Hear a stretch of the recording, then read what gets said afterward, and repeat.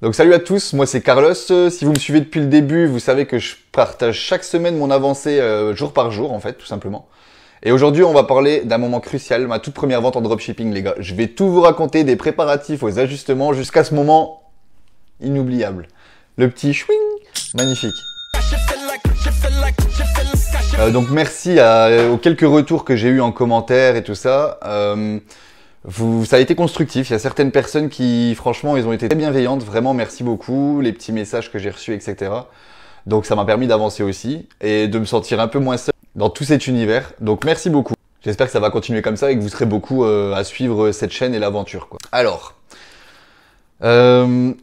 attention, j'ai fait ma première vente, mais ça n'a pas été facile. Entre les erreurs, ajustements et surprises, je vous raconte tout dans la vidéo. Allez, c'est parti les gars.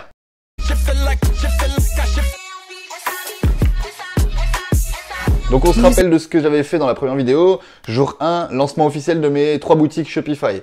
Donc j'ai configuré les sites, ajouté les premiers produits, mis en place les bases pour démarrer mes campagnes publicitaires. Un moment crucial qui demande beaucoup de rigueur et de stratégie. C'est vrai que c'est un peu complexe au début quand on est débutant. Surtout avec un budget limité comme le mien, il faut absolument trouver la bonne stratégie pour attirer du trafic sans exploser le budget. Parce que là, je voyais que sur certaines boutiques, c'était 1,50 € par visiteur.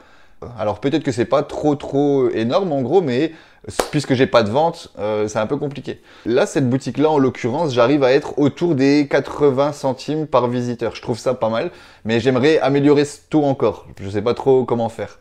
Je pense grâce aux publicités, le hook, vraiment faire quelque chose de propre pour que les personnes soient attirées à un maximum. Je vais voir. Donc j'ai vite compris que la technique et la stratégie, en vrai, c'est indispensable pour toucher les bonnes personnes et pour attirer un maximum de visiteurs sur le site web en fait. Donc les premières visites arrivent encore, hein, du coup, mais ouais, aucune vente. Donc j'ai dû analyser le comportement, répondre aux commentaires, les messages sur les pages Facebook. En vrai, c'est de l'adaptation et c'est beaucoup d'apprentissage en très peu de temps. Donc c'est une forte adaptation en vrai. C'est heureusement que je me suis lancé dans un moment où j'avais le temps.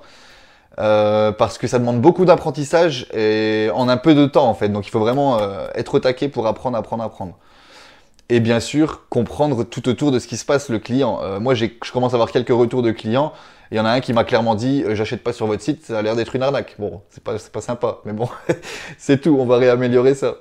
Donc le jour 8 à 10, en gros, j'ai décidé de réajuster toutes les campagnes publicitaires. Donc j'ai modifié les pubs, les ciblages, et même les pages produits, j'ai fait de nouveaux visuels pour pas avoir des messages comme j'ai eu. Donc des tests d'audience, etc. Et c'est un peu complexe à trouver sur le coup, j'ai dû regarder beaucoup de vidéos, mais c'est passionnant, vraiment. Donc chaque test m'a appris quelque chose sur mon marché. Et même si c'était des micro-tests, c'était assez frustrant quand même à comprendre toujours tout et de devoir tester plein de choses. Et j'ai compris l'importance d'adapter en permanence en fait ses stratégies et son contenu. Parce que c'est vrai que les tendances elles peuvent changer. Par rapport à la saison aussi, il peut y avoir moins ou plus de demandes sur certaines choses. Donc en fait, il faut tout le temps s'ajuster. Sur le coup, c'est pas facile. Encore une fois, ça demande beaucoup d'apprentissage. On a très peu de temps. C'est rare de voir un business dans ce cas-là où il faut s'ajuster tout le temps. Donc je vais pas vous mentir, j'ai beaucoup de frustration les gars. Beaucoup de doutes, mais ce format m'aide, déjà il me motive. J'ai envie d'avancer et de vous prouver qu'on peut le faire. Je suis persuadé qu'on peut réussir à faire quelque chose de bien en e-commerce, vraiment. Et en tout cas, je suis pas à zéro. Donc là, les 3 premières semaines, j'ai franchement bien appris. Ça me fait sortir de ma zone de confort un petit peu. Et au-delà de ça, c'est normal que je puisse pas avoir les résultats escomptés directement, je pense. Donc ça m'a appris beaucoup de choses. Quand je reviens il y a 3 semaines, j'ai l'impression d'avoir la tête pleine d'informations. Donc je pense que c'est bon. Maintenant, il faut que j'arrive à les structurer pour tester encore d'autres choses, en fait, tout simplement. Donc, j'ai une petite question pour vous, du coup. Donc, quelle est la plus grosse erreur que vous avez pu faire en lançant un projet? Dites-moi en commentaire, ça me ferait plaisir d'avoir des retours. Et surtout, lâchez un petit like sur la vidéo. Les gars, ça coûte rien, mais ça booste grave le référencement. Donc, merci d'avance, l'équipe. Et de me soutenir comme vous le faites en commentaire pour certaines personnes. Je vous promets que ça donne de la motivation, donc on va avancer tous ensemble et on va faire péter tout ça.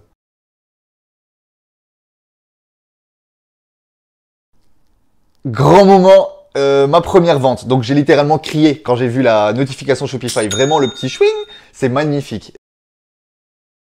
Donc le site c'est ezgif.com, le logiciel quoi. Je parlais à un gars sur Facebook et il m'a dit clairement qu'il l'utilisait souvent pour créer ses gifs. Apparemment c'est très qualitatif. Il m'a dit surtout utilise par contre une vidéo de qualité. C'est le plus important quoi, parce que sinon ça va pas.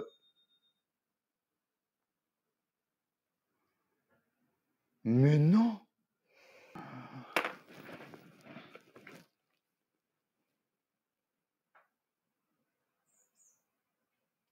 Mais non.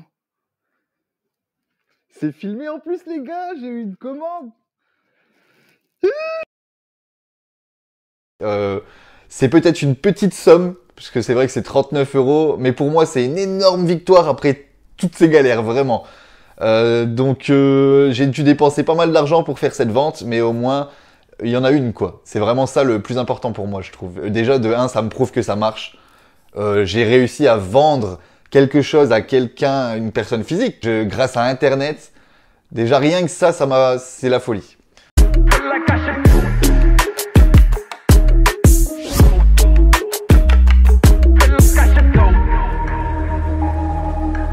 Même si, comme je disais, le montant il reste modeste, c'est une preuve concrète que mes efforts ils commencent à payer. Donc c'est un mélange de soulagement, de joie et de motivation. Je vais pas vous mentir que ça motive encore plus. Par contre, je ne peux pas encore expliquer exactement ce qui a poussé cette personne à acheter ce produit ce jour-là, à cette heure-là. J'analyse toujours les données pour comprendre et optimiser pour les prochains jours. Donc ma mission, là clairement, ça va être de comprendre ce qui a fonctionné, pourquoi il a acheté et reproduire ça en masse, quoi, je pense. Et donc du coup, oui, hein, on a fait la première vente. Hein. Et donc du coup, j'ai envie de vous dire que cette semaine-là, ça a été une montagne russe, clairement. Émotion et apprentissage, plus que les deux autres en vrai. Parce que créer l'écosystème Shopify, les shops, c'est facile en soi. C'est juste de l'apprentissage et c'est toujours la même chose. Par contre, créer de la publicité et essayer de vendre, les gars, il faut être créatif en vrai. Il faut comprendre chaque métrique, du pourquoi, du comment. Donc cette semaine, ça a été une montagne russe, les gars, en émotion et en apprentissage. Donc j'avais commencé avec 3 boutiques, mais j'ai dû en éliminer 2 pour me concentrer sur la plus prometteuse. Cette première vente déjà aussi, elle confirme que je suis sur la bonne voie. Parce que c'est vrai que cette boutique, c'est juste parce que j'avais plus de ventes sur celle-là que je l'ai choisie.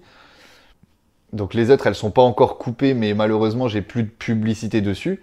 Je me suis peut-être dit qu'avec un coup de chance, il y avait quelqu'un qui allait tomber sur le site et acheter quelque chose. Hein. Et donc, après toutes ces actions que je mettrai dans la prochaine vidéo, hein, du coup, vous verrez tout ça la semaine prochaine. Je vais aussi peut-être augmenter mon budget sur la publicité qui a fonctionné. Et puis, restez connectés pour voir les résultats, les gars. J'espère qu'il y aura encore... donc, dans la prochaine vidéo, les gars, restez connectés parce que je vous montrerai tous les résultats après un mois, du coup. Et vous verrez comment j'optimise mes campagnes publicitaires pour transformer ce premier succès en un business durable, les gars. Si vous voulez suivre chaque étape, abonnez-vous, activez la cloche pour ne rien manquer. Et j'ai une question aussi pour vous. Quelle est la plus grosse erreur que vous ayez faite en lançant un projet e-commerce, quoi? Répondez-moi en commentaire, ça me ferait extrêmement plaisir. J'ai envie de vous dire aussi, faites partie des gars des 10% des personnes qui s'abonnent à la chaîne, justement. Qui restent jusqu'au bout, qui regardent les vidéos, qui passent à l'action. On va avancer tous ensemble, ne vous inquiétez pas. Et d'ailleurs, si vous étiez à ma place là actuellement avec la première vente, qu'est-ce que vous feriez, clairement? Parce que je suis un petit peu perdu, je vais pas vous mentir. J'ai hâte de lire toutes vos idées, de tous vos commentaires. Merci beaucoup les gars, on se retrouve pour la prochaine vidéo. Ciao, ciao!